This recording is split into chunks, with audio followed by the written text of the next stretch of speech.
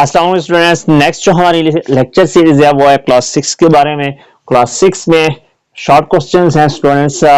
थोड़ा वक्त इसमें लेट हुए हम, और जो हमारी क्लासेस है वो आगे जा चुकी हैं, इसलिए चैप्टर 5 से ये शुरू करेंगे। और पहले जो 4 चैप्टर्स हैं वो जब हम चैप्टर 12 तक पहुंचे तो हम उनको भी साथ साथ हम डिस्कस करेंगे। तो स्टूडेंट्स, चैप्टर 5 जो है जनरल साइंस का, वो हमारे पास है स्टेट्स ऑफ मैटर के बारे में। क्लास 6 का केपीके बोर्ड के ये बुक है, उसके चैप्टर 6 है स्टेट्स ऑफ मैटर के बारे में। स्टूडेंट्स, एट द क्लास 6 हम बच्चों को यही पढ़ाते हैं कि हमारे पास 3 स्टेट्स ऑफ मैटर हैं जिसके साथ वो फेमिलियर हैं। तो सॉलिड, लिक्विड और गैस, 3 स्टेट्स हैं स्टूडेंट्स हमारे पास। सॉलिड में क्या है, मॉलिक्यूल्स एक दूसरे के साथ जुड़े हुए होते हैं, क्लोजली पैक्ड होते हैं। लिक्विड में थोड़े दूर होते हैं और गैस में बहुत ज्यादा दूर होते हैं। इतने दूर होते हैं कि उनके दरमियान में जो डिस्टेंस होता है वो उनके जो गैस के मॉलिक्यूल्स होते हैं उसके मुकाबले में वो डिस्टेंस बहुत ज्यादा होता है। तो स्टूडेंट्स, शॉर्ट क्वेश्चंस के ऊपर आते हैं। क्वेश्चन नंबर 1 है, what is the mechanism through which solid convert into gas directly. Students, solid जो है वो डायरेक्टली गैस के अंदर कन्वर्ट हो जाता है। स्टूडेंट्स, इसकी कोई एक मिसाल भी हम साथ में देंगे। तो वो कौन सा मैकेनिज्म है ये आपसे पूछ रहा है। तो स्टूडेंट्स, उस प्रोसेस का नाम, उस मैकेनिज्म का नाम सब्लिमेशन है।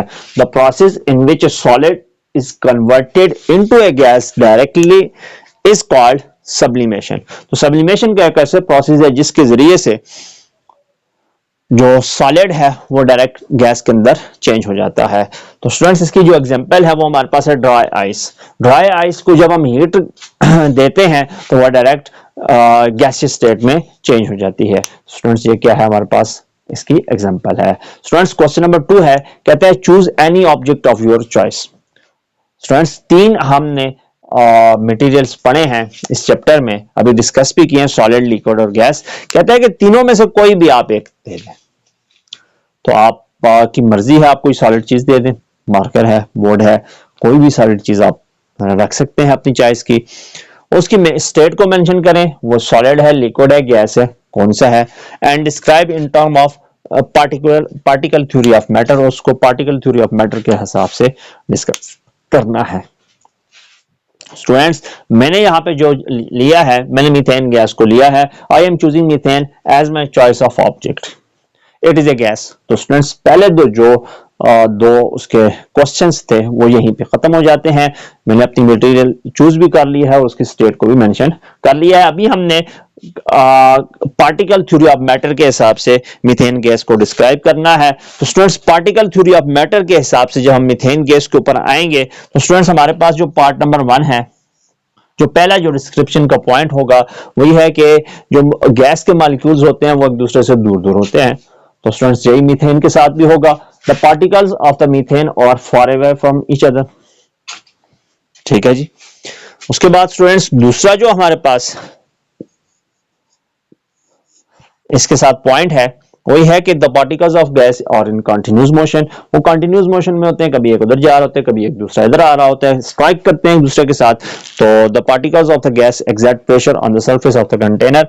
तो जब वो जाके स्ट्राइक करेंगे किसी भी कंटेनर के साथ, वॉल के साथ कंटेनर की, तो उसके ऊपर प्रेशर को एक्सर्ट करेंगे। देयरफॉर इस पॉइंट को भी हमने लिखा है। और स्टूडेंट्स, जो तीसरा पॉइंट बीच में रह गया है वो ये है कि उनको गैस को हम कंप्रेस कर सकते हैं, मीथेन गैस को हम कंप्रेस करके सिलेंडर्स के अंदर डाल सकते हैं। तो स्टूडेंट्स, ये पहले 2 क्वेश्चंस थे। क्वेश्चन 3, 4, 5 को अभी अटेम्प्ट करते हैं। स्टूडेंट्स, यूनिट 5 का चैप्टर क्वेश्चन नंबर 3 है, describe the difference between movement of particles in liquids and gases. तो लिक्विड्स और गैसेस में मूवमेंट ऑफ पार्टिकल किस तरह से डिफरेंट होती है ये हमने बताना है। तो स्टूडेंट्स, यहाँ पे पार्टिकल्स ऑफ लिक्विड और particles of the gases vibrate करते हैं अबाउट देयर मीन पोजीशंस। तो ये तो जो काइनेटिक मॉलिक्यूलर थ्योरी है ये तो उसका हिस्सा है। लेकिन गैस के मॉलिक्यूल्स फ्रीली मूव करते हैं और वो एक दूसरे के साथ टकराते भी हैं, कंटेनर के अंदर हैं तो वो कंटेनर की वॉल्स के साथ भी टकराएंगे। लेकिन जो लिक्विड है उसके मॉलिक्यूल्स जब भी मूव होंगे तो वो एक दूसरे को डिस्प्लेस करते रहेंगे। पहला डिस्प्लेस होगा, दूसरा उसकी जगह लेगा, और दूसरा डिस्प्लेस होगा तो तीसरा उसकी जगह लेगा। स्टूडेंट्स, ये फर्क है। Particles of the liquid vibrate and slide past each other when they move, वो एक दूसरे की जगह डिस्प्लेस करते रहते हैं। When, however, particles of gases vibrate and move freely, वो freely move करते हैं और collide करते हैं with each other और whenever they move। तो स्टूडेंट्स, ये क्वेश्चन नंबर 3 का आंसर है। स्टूडेंट्स, हमारे पास क्वेश्चन नंबर 4 है। कहते हैं आपसे are particles closer together in liquid, solid और gas.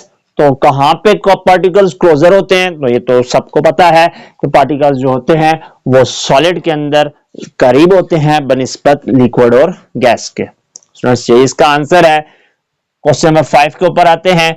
What happens to atom when heat is added to them? तो स्टूडेंट्स, जब भी हम एटम को हीट देंगे, एटम्स को हीट देंगे तो वो हीट जो होगी वो उनकी इंटरनल एनर्जी को ज्यादा कर देगी। जब इंटरनल एनर्जी ज्यादा होगी तो वो एक दूसरे वो जो मूवमेंट होगी उनकी वो ज्यादा विगरसली होगी। जब मूवमेंट विगरसली होगी तो वो जो होंगे वो एक दूसरे से दूर होते जाएंगे। जब एक दूसरे से दूर होंगे तो उनकी स्टेट चेंज हो जाएगी। तो स्टूडेंट्स, ये यहाँ पे लिखा हुआ है when heat is added to an atom a change in state of substance occur। वो कैसे होती है? when a molecule gains energy, internal energy changes, तो इंटरनल एनर्जी चेंज होती है। पार्टिकल्स जो होते हैं वो मूव फास्टर होते हैं और वो एक दूसरे से पुश हो जाते हैं at a further largest distance. This result in change of their shape. तो इस तरह से उनकी जो शेप होती है वो चेंज हो जाती है, यानी कि सॉलिड है, लिक्विड है, और डिफॉर्मेशंस हैं ये इस तरह से होती हैं।